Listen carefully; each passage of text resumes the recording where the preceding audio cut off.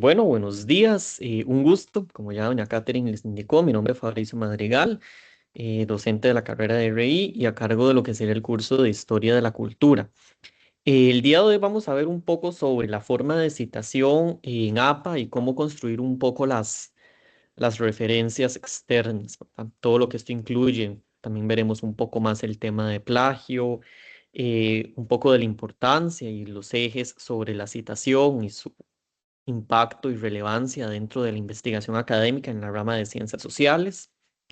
Y adicionalmente veremos un poquito sobre el tema de propiedad intelectual en relación con el sistema de citación. Bien, agradecerles también a todos los que se encuentran presentes el día de hoy por sacar, como bien dijo don David, un ratito del día sábado. Hablemos un poco primero sobre la importancia de la citación, el régimen de investigación de ciencias sociales. ¿Por qué es que resulta ser importante? ¿Por qué es que tenemos que siempre realizar un trabajo de investigación? Siempre que lo realizamos, ¿de dónde surge la necesidad de, digamos, hacer la referencia externa correspondiente? Pues bueno. Existen tres puntos importantes que vamos a tomar en cuenta para responder a este interrogante. En primer lugar, el respaldo teórico. En segundo lugar, la trazabilidad de fuentes. Y en tercer lugar, un tema de ética académico. En lo que respecta al respaldo teórico, bueno, nos ayuda mucho a evitar lo que vendría siendo la improvisación a la hora de realizar las investigaciones. Si voy a poner un ejemplo, si tal vez yo estoy realizando una investigación sobre el origen histórico del conflicto de Ucrania y Rusia, digamos, por dar un ejemplo. Yo, para realizar la investigación, tengo que tener siempre lo que vendría siendo fuentes primarias y fuentes secundarias. En este caso, yo acudiría a estas fuentes para evitar que yo, como investigador, como persona investigadora, improvise. Me remito en este caso a datos 100% objetivos, datos académicos, datos reales y de personas conocedoras, expertas en el tema, que a mí me permitan, a partir de ello, construir en algunas ocasiones el propio criterio de la investigación que yo estoy realizando. A partir de esas fuentes, yo voy a mantener un respaldo académico, 100% académico, respaldo teórico, que me va a permitir llegar al final de mi investigación y cumplir con la pregunta de investigación y los objetivos que don David nos mencionó anteriormente. También funciona para hacer un contraste, un régimen de comparación en el conocimiento. Más que todo esto se realiza para marcos teóricos o situaciones acápites similares, ¿verdad? En algunas ocasiones, algunas investigaciones se prestan para realizar lo que vendría siendo un análisis comparado. Entonces, también la importancia de la citación me permitiría a mí comparar esta clase de criterios existentes, ¿verdad? Y a partir de una comparación de criterios, sacar en la investigación que estoy realizando un tercer criterio que sería el mío, o bien adherirme a un criterio ya existente. Lo cual también va ligado, por supuesto, con la parte del que hay que fomentar la investigación en el debate académico. Siempre resulta provechoso este punto porque toda investigación, siempre, cualquier investigación es un aporte para la academia. Por eso es muy regular que cuando se hacen trabajos finales de graduación, tesis, las universidades soliciten una copia de lo que sería el trabajo final de graduación. Ayuda muchísimo para que futuros estudiantes en proceso de trabajo final de graduación tomen como base ese criterio, tomen como base esa investigación si es sobre el objeto que se está realizando el estudio. Respecto a las fuentes, a la trazabilidad de las fuentes, ¿verdad? Tenemos tres subcategorías importantes que serían la transparencia, la verificabilidad y la credibilidad científica. Pues bueno, esto es importante y yo diría bastante importante de sobremanera por el tema de que me permite a mí, como persona lectora, en este caso no como investigador, sino como persona lectora, verificar estas fuentes, ver qué tan creíbles son. Y aquí es donde entra lo que el profesor David nos mencionaba anteriormente. ¿Qué tan importantes deben ser las fuentes que nosotros utilicemos, verdad? Bueno, tenemos muchísimas repositorios de revistas indexadas, libros, ¿verdad? Evitar siempre esas fuentes de dudosa procedencia o que son usualmente como de software libre, ¿verdad? Como Wikipedia, como bien el profe nos dijo anteriormente. O sitios de entrada libre tipo blog donde cualquier persona pueda entrar a comentar. Y pues bueno, el problema no es que sea de libre entrada, el problema realmente es que al ser de software abierto, permite que cualquier persona ingrese información sin a veces solicitar referencias, sin tener un sustento objetivo. Esta clase de sitios no permiten verificar la credibilidad de estas fuentes, ¿verdad? Y ahí es donde se cae el tema de la credibilidad científica y académica, ya que pierde totalmente esa objetividad y pasa a ser en algunas ocasiones inclusive un tema subjetivo lo que se expresa en estos sitios y por supuesto no serían verificables. Perdería ese factor de verificabilidad, lo cual pondría en duda el argumento que se sostiene y también pondría en duda mi argumento en la investigación, mi labor investigativa, a raíz de que no es un sitio con plena confianza académica. Y en tercer lugar, por supuesto, el tema de la ética. Es importante la citación en ciencias sociales e inclusive en cualquier disciplina académica por el tema de ética. Hay que respetar el trabajo de las personas investigadoras, siempre dar la credibilidad, evitar adueñarse de lo que vendría siendo un criterio, un resultado investigativo ajeno al mío y siempre dar estos créditos, porque detrás de toda una investigación siempre hay horas de investigación, horas de meterse hoy en día ya a internet, pero antes eran mucho la biblioteca. Bueno, a veces yo todavía recurro a las bibliotecas bastante. Pero horas de sueño a veces, inclusive, ¿verdad? De trasnochadas, como se dice, em, todo para que al final no se le dé esa credibilidad o no se reconozca el esfuerzo de esa persona investigadora. Y además por la credibilidad de uno mismo, ¿verdad? Siempre es importante partir de ese punto. Entonces, es un tema tanto ético en compromiso con terceros como en mi propio favor. Ahora bien, para ya irnos adentrando un poquito más en lo que vendría siendo el tema de la construcción de citas y referencias, pues bueno, siempre que nosotros tenemos un libro, traje este como ejemplo, me gusta mucho el libro, dicho sea de paso, em, siempre que nosotros tenemos un libro, en las primeras páginas, bueno, está por supuesto la portada, ¿verdad? Usualmente vienen las páginas guardas, que son las páginas blancas adelante y atrás. Y en el puro inicio viene una página que me imagino que habrán visto en algún momento, es muy similar a esta. A veces este cuadrito viene arriba, el código viene abajo, pero siempre trae estos datos. Esto básicamente se conoce como la ficha bibliográfica de cada libro, ¿verdad? Y es básicamente como una radiografía de la investigación o del trabajo o del libro. Nos indica absolutamente todo. Si nosotros le hacemos un poquito de zoom por aquí, ¿verdad? Veremos que nos da, bueno, la clasificación del libro, que es un libro de ciencia política, la editorial, que sería la UNED de Costa Rica, el lugar de publicación, que por aquí tenemos en Costa Rica, ¿verdad? Y por supuesto el nombre completo del autor o al menos el que aparezca registrado en caso de que tuviese autor conocido. En este caso el autor es Francisco Antonio Pacheco Fernández y el libro se titula Introducción a la teoría del Estado. Entonces, es como les indico una radiografía del libro. Y esto es muy importante porque a partir de la información que nosotros obtengamos en esta ficha bibliográfica es de donde vamos a obtener todo lo requerido para la construcción de citas y sobre todo de referencias externas, ¿verdad? Ya más adelantito en las siguientes filminas vamos a empezar a ver un poco de cómo se construyen estas citas y ahí nos vamos a estar tal vez devolviendo a este cuadrito para ver de dónde es que salen estos datos, ¿verdad? Bien, lo primero que vamos a estudiar es el sistema de citación de autor y fecha. Em, Vamos a dividir esta sesión en dos grupos grandes, principalmente, digamos. Por un grupo, por un lado, vamos a tener lo que es la citación y por otro lado, la referencia externa. La citación es aquello que se refiere dentro del texto, es decir, que yo estoy haciendo la investigación y no sé si han visto en algunas ocasiones que los textos académicos usualmente traen entre paréntesis, dentro del paréntesis circular redondo, el apellido, el año y la página. A veces no trae la página, a veces sí. Otras veces no lo traen paréntesis, sino que traen las citas al pie de página, ¿verdad? Pues bueno, a esto se refiere el sistema de autor y fecha. Básicamente, hablaremos primero del parafraseo como un subgrupo de la citación de autor y fecha, ¿verdad? ¿Y qué es el parafraseo? Pues bueno, el parafraseo es la forma que tengo yo como persona investigadora de utilizar la idea de otro autor sin usar las mismas palabras, sino manteniendo la misma idea, pero con mis propias palabras, reconociendo siempre la autoría de esa persona sobre la idea.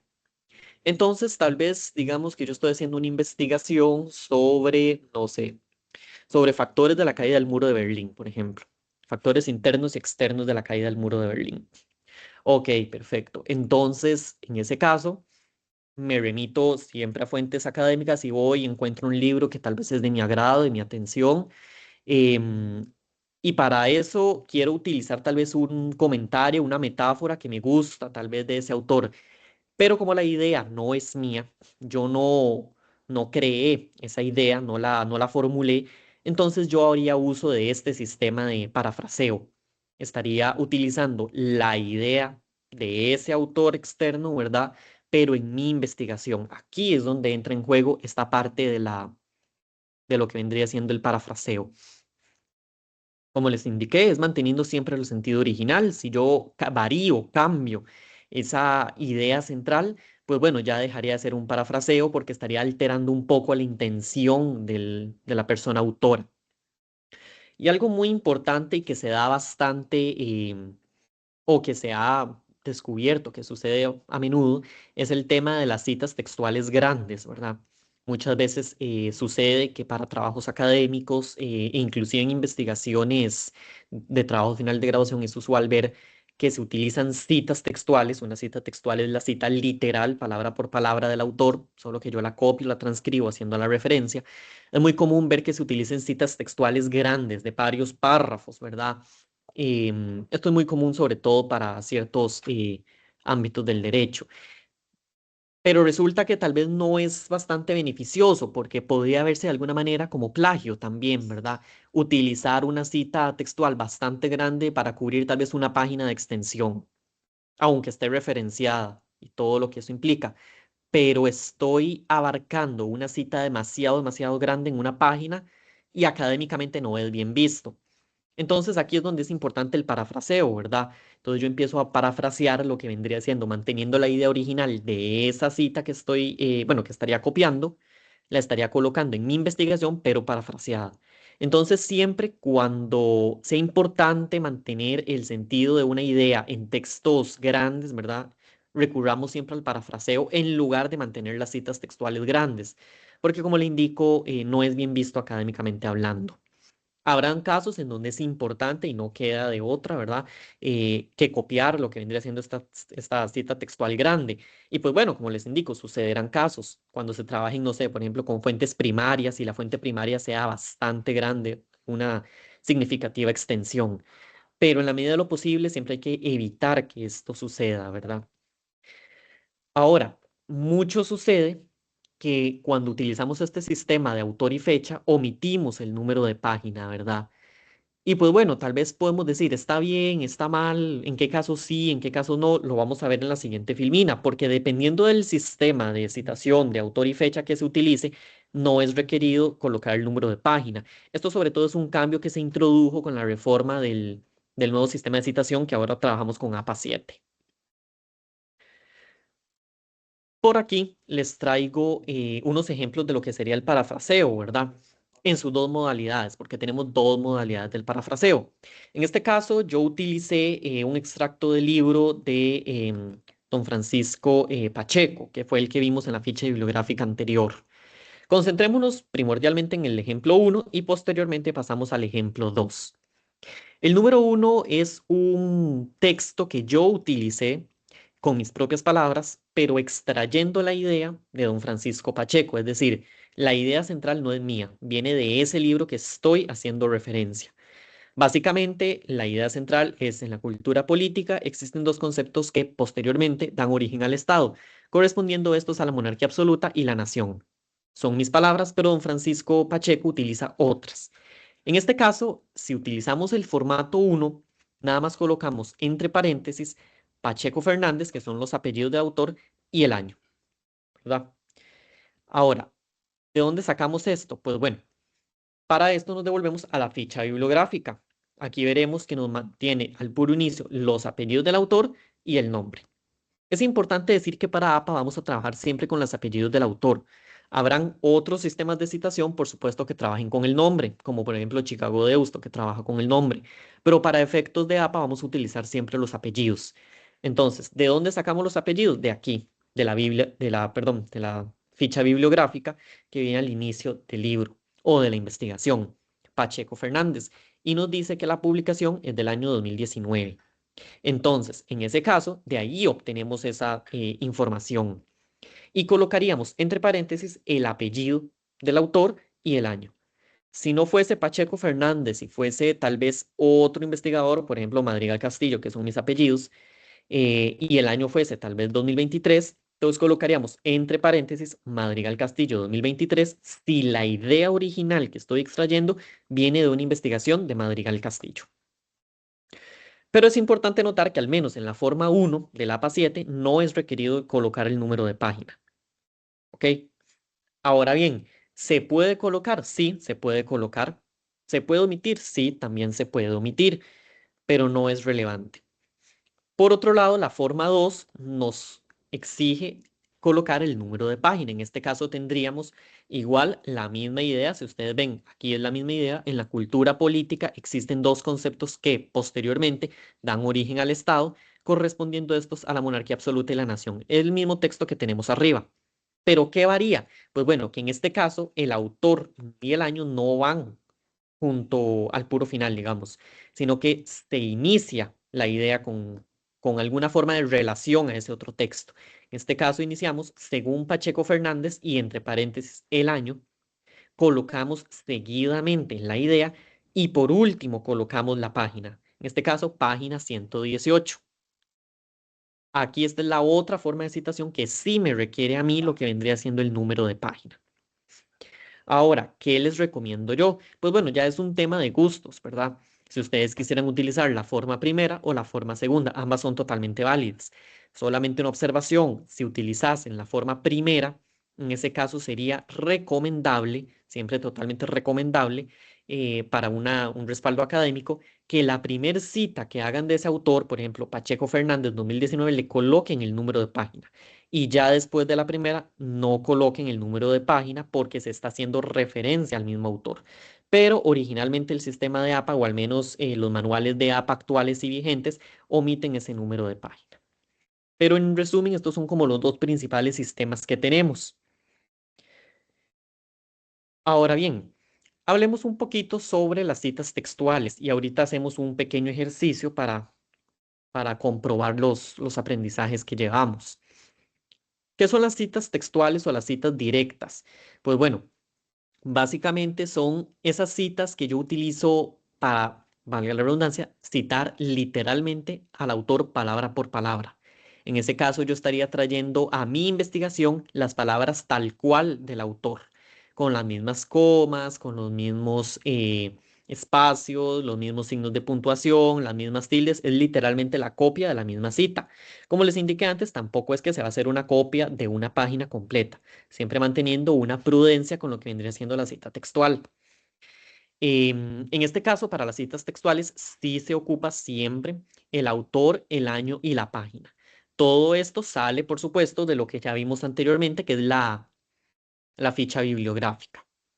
Pero existen dos formatos en los que podemos hacer esta citación textual, y esto va a cambiar según la cantidad de palabras que tengamos. Si tenemos menos de 40 palabras, la cita debe ir con comillas dobles. Y si tenemos 40 o más palabras, va con un interlineado doble, sangría de 1.27 y sin comillas. Vamos a ver unos ejemplos para tal vez materializar un poquito la idea. Bien, en lo que respecta a la forma 1, tenemos el autor, Pacheco Fernández, el año, como ya lo vimos, y ponemos sugiere y ahí abre comillas. Y entre comillas dobles verán que va toda la idea literal, el texto literal del autor. ¿Por qué va de esta forma? Porque tiene menos de 40 palabras y en este caso iría todo pegado junto al texto. Al inicio se colocaría el autor, el año, colocamos la cita literal y al final el número de página. En caso de que estemos hablando de una cita con menos de 40 palabras. Pero tenemos también la otra forma, que es poniendo todo junto.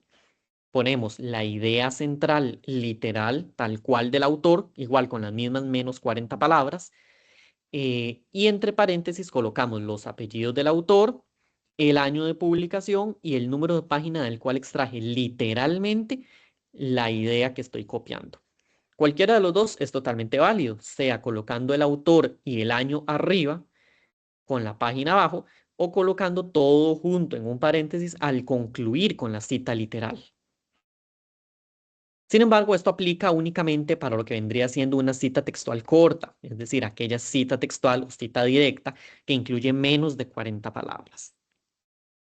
Tratándose, por ejemplo, de una cita textual grande, el asunto varía un poco, porque como vimos, no se maneja dentro del mismo texto. Supongamos que, por ejemplo, estoy haciendo una investigación sobre teoría del Estado, que es lo que consiste el libro de don Pacheco Fernández. Entonces, yo estoy realizando la investigación y en un punto coloco, lo anterior posee amplia relación con base en lo desarrollado por la doctrina de la teoría del Estado al afirmar que es una forma de introducir la cita y aquí ya coloco la cita.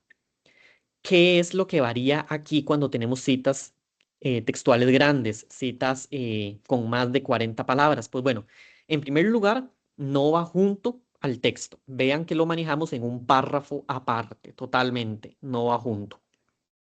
En segundo lugar, la cita que estoy colocando debe ir con un interlineado de 2.0, es decir, un interlineado bastante grande y no lleva comillas. En este caso, se sobreentiende que si yo estoy colocando algo, un párrafo, eh, con interlineado 2.0 sin comillas y con una sangría especializada que va de aquí, si lo ven, no es al mismo margen del texto, se sobreentiende que se trata de una cita textual grande. En este caso, coloco el texto de la cita literal, de la cita directa, y por supuesto tengo que hacer la referencia. Entonces colocaríamos el autor, el año y el número de página. Si ustedes lo visualizan, existe una diferencia. ¿Por qué? Porque, bueno, aquí tenemos todo junto, ¿verdad? Todo unido dentro del mismo texto, va la misma idea y la introducción que yo estoy realizando, mientras que con la cita textual grande tenemos todo lo contrario, es en párrafo aparte, con sangría especial, por supuesto, e interlineado 2.0 y sin comillas. Siempre, independientemente de si se utiliza cita textual grande o cita textual corta, siempre se debe utilizar digamos, la cita del autor, de dónde lo saqué, manteniendo esos criterios en ese orden que ya vimos, autor, apellido del autor, año y número de página. Bien, esos son los dos tipos de citas. Ahora tal vez podemos hacer un pequeño ejercicio para referirnos un poco a la parte de lo que vendría siendo el conocimiento que hemos adquirido un poquito. Esto es un ejercicio práctico que ustedes tienen por aquí. Tal vez si lo manifiestan por lo que vendría siendo el chat o alguien desea abrir el micrófono, cualquiera de los dos es totalmente válido. Por aquí tenemos una cita textual, ¿verdad? Eh, que posee algunos errores que están realizados intencionalmente en la cita textual. Tal vez alguien guste indicarnos en el chat o abriendo el micrófono, cualquiera de los dos, en qué consisten los errores que esta cita tiene, qué le falta a esta cita para hacer una cita textual corta, correcta, conforme a lo que hemos visto.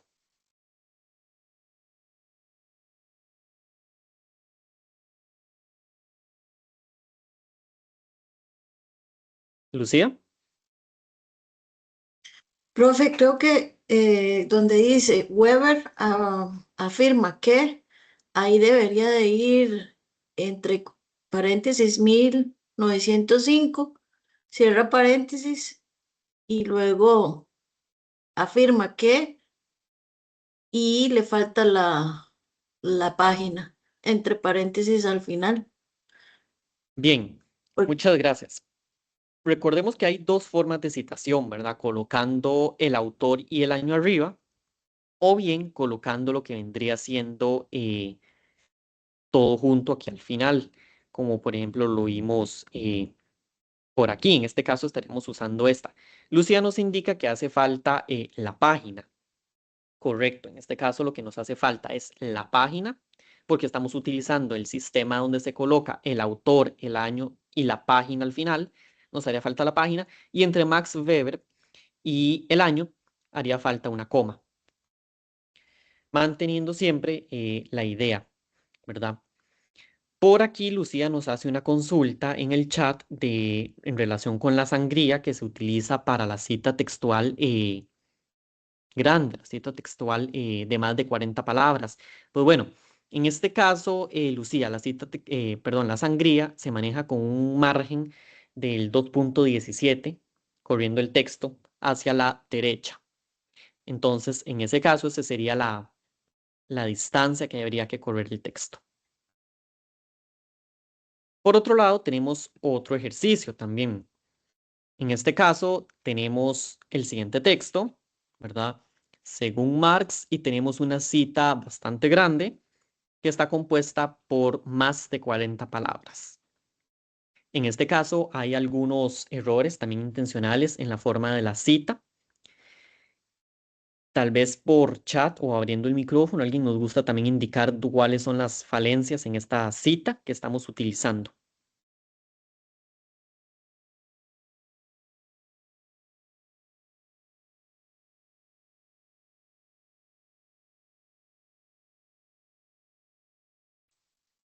Ahí lleva comillas, no debería llevar comillas. Le falta la sangría, el espaciado, bueno, el interlineado que sería 2.0. eh, no sé qué más me estoy brincando. Correcto. Muchas gracias, Ismar. Isamar, muchas Ujú, gracias. Por un aquí, gusto. correcto, eliminamos las comillas, por aquí las coloqué en rojo, y hace falta el espaciado, ¿verdad? Lo que pasa es por cuestiones de espacio en la filmina no coloqué lo del espaciado con la sangría, y el renglón aparte, que aquí lo estaríamos poniendo en renglón aparte. Por aquí estaría, según Marx, en renglón aparte. Recordemos el texto con la sangría antes indicado y un espaciado de 2.0, así como Isamar nos indicó. En este caso, esa es lo que nos haría falta para esta cita. ¿Por qué? Porque si la colocamos o la dejamos como está aquí arriba, estaremos haciendo un cruce entre una cita textual de menos de 40, pero que tiene más de 40 palabras. ¿Por qué? Porque estamos utilizando el régimen de cita textual corta para una cita que tiene más de 40 palabras, que, como ya vimos, no debe aplicarse de esa manera, sino siguiendo la manera de aquí abajo. Ahora bien, ¿cuáles son algunos errores frecuentes que suelen suceder para la forma de aplicación ay, perdón, de APA 7? Pues bueno, usualmente se tiende a omitir el número de página, ¿verdad? Tenemos el autor, tenemos el año, pero a veces no ponemos el número de página. Ya sea que lo hagamos entre paréntesis. Bueno, en el sistema de APA es requerido entre paréntesis. Hay otros sistemas que manejan la citación al pie de página, pero una omisión muy grave es ese, el número de página, porque abre la puerta, da la posibilidad de poner en duda la información obtenida y de esa manera irrumpe con el principio de verificabilidad de fuentes que vimos en las primeras filminas. Recordemos que es requerido siempre que uno se remita a las fuentes, la persona interesada tenga la posibilidad de acudir a esa fuente. Y si no coloco el número de página en la investigación, en la cita, entonces ahí tenemos un problema, una falencia bastante grande al no poder acceder y verificar esa fuente. Entonces es un error frecuente que sucede. Otra cosa que sucede es incluir referencias que no fueron citadas en el texto. Esto es más que todo en la sección de referencias externas de la investigación. Al puro final, cuando ustedes van a una investigación y ven un montón de referencias externas, se suelen incluir en esas referencias libros, artículos, sitios web, etcétera, que nunca fueron invocados dentro de la investigación. Recordemos que, tal vez lo vamos a ver más adelante, pero recordemos que en la sección de referencias externas debe ir estrictamente a aquellas fuentes primarias, secundarias que nosotros utilizamos en el cuerpo, en el desarrollo de la investigación. No podemos colocar en referencias externas lo que no hemos tratado o lo que no se ha utilizado como fuente base para para el estudio que realizamos. Lo que sucede mucho también es que existen inconsistencias en las cursivas y en las mayúsculas. Esto más que todo es orientado a las referencias. Ya veremos más adelante que cuando se construyen referencias externas hay algunas que exigen el uso de cursiva en los títulos, ¿verdad? Y ustedes dirán en qué afecta tal vez que el título de un libro o el nombre de la revista vaya en cursiva. Pues bueno, es que es la forma en la que el sistema de citación así lo exige, ¿verdad? Y esto se tiende a omitir mucho y ya esto da la posibilidad, abre el portillo de que la cita quede mal construida, no esté bien referenciado, etcétera. Otra cosa que sucede mucho y es muy común de ver es la mezcla de sistemas de citación. Personas que mezclan APA con Chicago Deusto, por ejemplo, o con Vancouver o Harvard, que son los diversos sistemas de citación que existen en la parte académica. Recordemos, por ejemplo, en APA manejamos el apellido, dijimos, lo acabamos de decir hace unas filminas y lo veremos más adelante. Pero se suele suceder que manejan también el nombre junto al apellido. Bueno, ya esto nos genera un problema y se constituye como una mezcla de sistema de citación. También error en el orden de elementos de referencia, que a veces el año lo colocan de último. Esto más que todo es orientado para el sistema de Vancouver, perdón, de Chicago Deusto, pero igual el año lo manejan de último. Entonces recordar siempre que todos los elementos llevan un orden específico en las citas, ¿verdad? Ya que alterar este orden puede implicar una cita mal construida, una referencia mal realizada, etcétera. Recordar, por supuesto, que existen tipos y tamaños de fuentes para APA 7. Manejamos Arial 11, Times New Roman 11, Calibri 11. Ahora tenemos más fuentes porque con APA 6 estábamos limitados a lo que vendría siendo Times New Roman. Pero ahora tenemos más fuentes y con otros tipos también. El margen justificado. ¿Debe ir el margen justificado? Pues bueno, APA 7 nos dice que no, que el margen del texto no debe ir justificado a la derecha. Sin embargo, existe todo un debate académico porque en los trabajos se suele exigir que el margen vaya justificado a la derecha. Más que todo es por un tema estético, diría yo, pero no es un error que el margen no vaya justificado a la derecha porque de esa manera lo exige el sistema de citación, ¿verdad? Pero estos son algunos de los principales errores que es común encontrar en la aplicación del sistema de APA. Bien, ahora veamos cómo se construyen las referencias externas. Algunos aspectos generales, ¿verdad? Las referencias externas es algo, es un acápite de la investigación que se maneja siempre de último. Ustedes lo encontrarán al puro final de la investigación, nunca lo van a encontrar en medio de la investigación, siempre en un acápite aparte que se titule referencias externas. Yo en lo particular prefiero que se coloque el nombre de referencias externas, ya que el vocablo bibliografía, si nos remitimos a la etimología del vocablo, nos habla propiamente de libros, ¿verdad? Y actualmente es común encontrar que citamos páginas web, a veces algunas personas citan videos, podcasts, etcétera, y esto no constituye parte del libro, así que referencias externas es un nombre adecuado. La sangría francesa, que es del 1.27 centímetros, siempre se debe aplicar para todas las referencias externas. Actualmente Microsoft Word realiza eso automático. Ustedes seleccionan el texto, clic derecho, párrafo y ahí dice sangría francesa. Entonces ya el Microsoft Word, me parece que el LibreOffice también lo realiza. Son varios los sistemas de procesamiento de textos que ahora permiten hacer esto. Elementos mínimos que requerimos para lo que vendría siendo las referencias externas. Pues bueno, siempre hay que tener a la mano los datos de la persona autora, fecha de publicación, título de la obra y la información fuente. Todo esto, ¿verdad? Ya lo vimos que sale de la ficha bibliográfica que viene al puro inicio de cada publicación. Ahora, ¿qué pasa para aquellas citas que tienen más de un autor? Bueno, anteriormente con APA 6 nosotros colocábamos los primeros 4 autores, a veces 6 autores, y colocábamos et al, ¿verdad? Que en latín quiere decir y otros. Pero actualmente no, actualmente la APA 7 nos requiere poner hasta los 20 autores.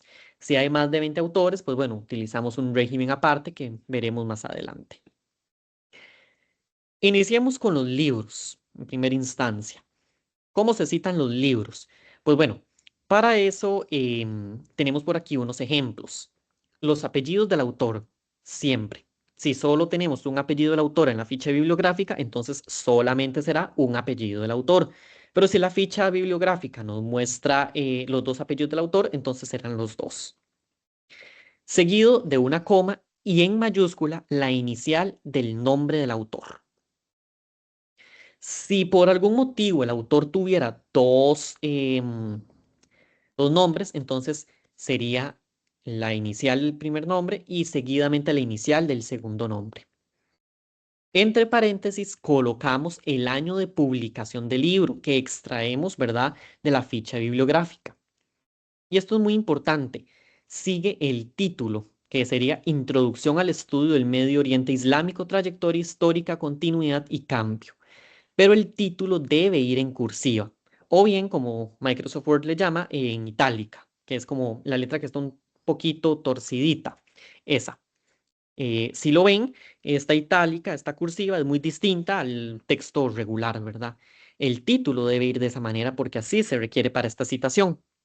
Sigue el lugar de publicación, San José, Costa Rica, y por último la editorial o la institución que publicó de esta obra, en este caso la Universidad de Costa Rica. Así es como se construye una cita de libros, muy sencillo, la verdad. Pero ¿qué pasa si es más de un autor? Funciona muy similar. En este caso, colocamos apellidos del primer autor, Artavia Barrantes, la inicial en mayúscula del primer autor, en este caso es don Sergio, entonces Artavia Barrantes S, y seguidamente le ponemos la partícula de conjunción de la I y colocamos Picado Vargas, que son los apellidos del siguiente autor, del segundo autor, coma C, la que se llama Don Carlos. De ahí en fuera funciona igual que la cita anterior, el año de publicación del libro, el título en cursiva o itálica, curso del proceso civil, lugar de publicación, San José, Costa Rica, y la editorial que sería Editorial Jurídica Faro. Entonces tenemos dos ejemplos, un ejemplo con un solo autor y un ejemplo con dos autores.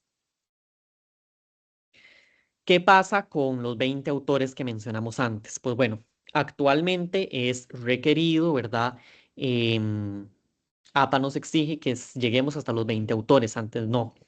Ahora colocamos lo que vendría siendo igual apellido, inicial de nombre y así con todos los 20 autores. Y antes del 20º autor colocamos y el último apellido del último autor y el nombre del último autor.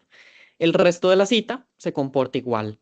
Año, título en cursiva, lugar de publicación y editorial o institución que publica. Eso es para 20 autores o menos de 20. Pero ¿qué pasa con más de 20? Pues bueno, después del 20º autor, en este caso, colocamos puntos suspensivos para dar a entender que siguen muchos más autores después del 20, después del 20º. Y cuando llegamos al último autor, colocamos apellido e inicial. Y con estos puntos suspensivos se nos da a entender a nosotros los lectores que hay muchos autores de por medio. Ahora bien, ¿cómo se citan los artículos de revistas indexadas? Pues bueno, funciona similar. Apellido del autor, iniciales del nombre del autor, año de publicación, y aquí cambia un poco, porque el título sería Las Cruzadas y la Actualidad, pero el título para las revistas indexadas no va en cursiva ni en itálica, va normal, en una letra normal. Seguidamente colocamos el nombre de la revista indexada donde se publicó el artículo, que sería el nombre Revista Chilena de Estudios Medievales. Y aquí es este texto el que va en cursiva. El nombre de la revista es el que lleva itálica. No el título del artículo, sino el nombre de la revista. Seguidamente ponemos el número de alcance y el volumen, ¿verdad? Todo eso se extrae de igual de la ficha bibliográfica del artículo. Generalmente los artículos traen arribita o abajo esta información. Viene el número de volumen, el alcance, etcétera. Y colocamos lo que serían las páginas. Si el artículo va desde la página 1 a la 10, entonces colocaríamos 1-10. En este caso, este artículo va desde la 103 a la 114. Antiguamente existía desde hace tiempo algo denominado el DOI. El DOI es como un enlace, actualmente es un enlace único de acceso que usted ingresa y permite acceder a información de la revista, de la publicación, perdón, junto a datos importantes de la publicación. Actualmente es importante el DOI, lo veremos en unos ejemplos más adelante, pero ¿es requerido el DOI? Bueno, sí, pero solo para aquellos artículos que tienen DOI, porque si un artículo es de, no sé, por ejemplo, de 1920, es poco probable que tenga DOI. Entonces, solo para aquellas publicaciones que disponen DOI, que son como las más recientes. ¿Cómo se citan los trabajos finales de graduación o bien la tesis? Muy similar a los libros. Apellidos del autor, inicial del nombre del autor, año de publicación y aquí sí, en cursiva, el título de la tesis, el teletrabajo y su incidencia en los riesgos del trabajo. Colocamos entre corchete cuadrado tesis de licenciatura, si fuese de licenciatura, tesis de maestría, si fuera una tesis de posgrado, o tesis doctoral, si fuese del grado académico de doctorado. Le sucede la universidad a la que corresponde la tesis, este trabajo final de graduación, corresponde, por ejemplo, a la Universidad de Costa Rica, entonces colocamos Universidad de Costa Rica, y el enlace, si la tesis estuviera disponible en soporte o repositorio digital. Es muy similar al libro. Pero ¿qué pasa si el trabajo final de graduación no está en un repositorio digital? Entonces, vamos, apellidos del autor, iniciales del nombre del autor, año de publicación, título, por ejemplo, de la tesis, que es Formación de la clase media en Costa Rica, Economía, Sociabilidades y Discursos Políticos de tal año, tesis de licenciatura, como ya vimos, y aquí colocamos la universidad y ahí terminaría la cita. Es decir, sería el mismo régimen que el anterior, pero omitiendo el enlace de acceso porque es una tesis que tal vez no está disponible para un repositorio, por ejemplo. Y por último, ¿cómo se cita una página o sitio web? Pues bueno, colocamos el nombre completo de la página o del sitio. En este caso vamos a citar un enlace de National Geographic. Colocamos el año en que se publicó este sitio, que usualmente está al puro final, en el pie de página de la página web, valga la redundancia. Ustedes deslizan totalmente el sitio web hasta el puro final y ahí va a salir National Geographic 2024 o el año que corresponda. En cursiva, el nombre de lo que sería el título del artículo o del sitio web, en este caso, cuándo empezó y cuándo terminó la Edad Media, y antes era requerido colocar la leyenda recuperado de. Actualmente no, actualmente lo único que se hace es colocar el enlace justo después de que termine el título de la publicación web. En realidad la citación es relativamente sencilla. Podemos tal vez hacer unos ejercicios rápidamente. Por aquí tenemos una cita de un libro. Tal vez alguien por chat o por micrófono nos gusta indicar qué le falta a esta cita o qué le sobra con base en lo que ya vimos.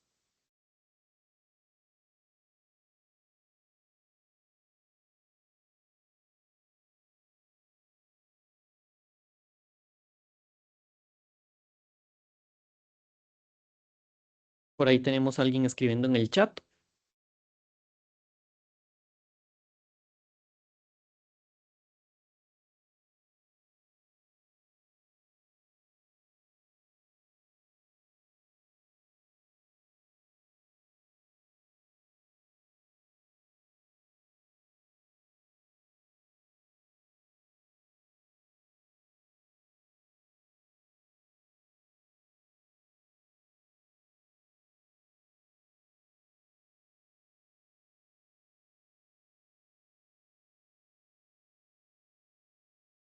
Bien, en este caso tenemos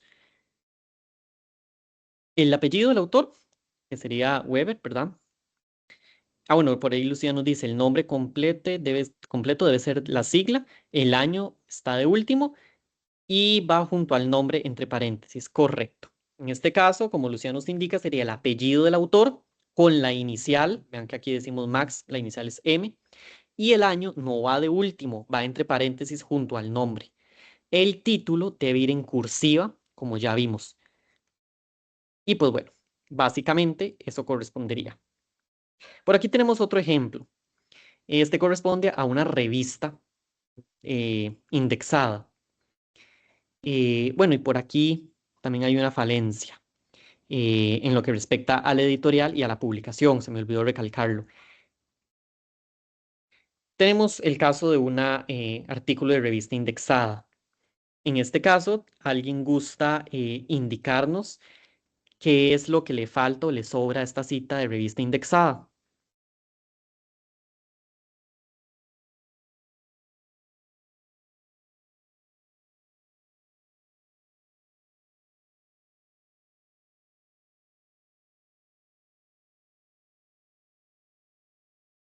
Tiene 2 veces el año, dice Lucía, el chat. Sí, es correcto. Lo que pasa es que este año del final corresponde al DOI, pero para 1895 no podemos hablar de DOI.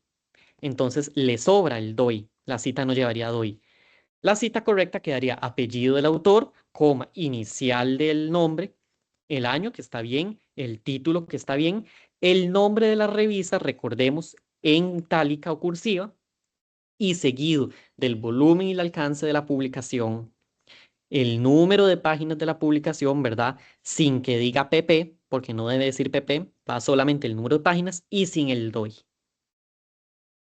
Y por último, un ejercicio de sitio web.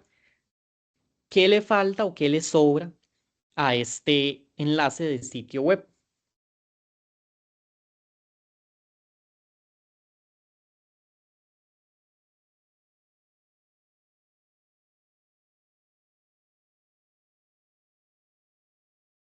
Por ahí Lucía también está escribiendo en el chat.